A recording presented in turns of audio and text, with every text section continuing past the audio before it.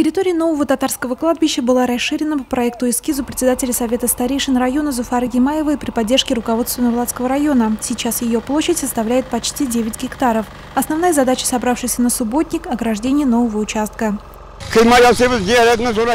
Строим забор. Территория кладбища увеличилась еще на 3,5 гектара. Из мечети трактор возит материалы и работают 3 сварщика. Намерены эту работу сегодня завершить. Участниками благого дела стали около 50 человек. Технику и остальное необходимое оборудование предоставили различные организации района. В проведении субботника не стали помехой и неблагоприятные погодные условия.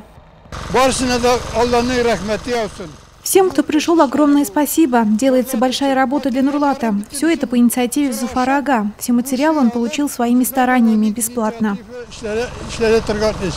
Работа велась слаженно. Нурлатцы старались, чтобы завершить установку забора за один день. На обеденный перерыв участников субботника ждали горячий чай и ароматный плов на костре. Об этом позаботились сотрудницы Нурлатского мухтасибата.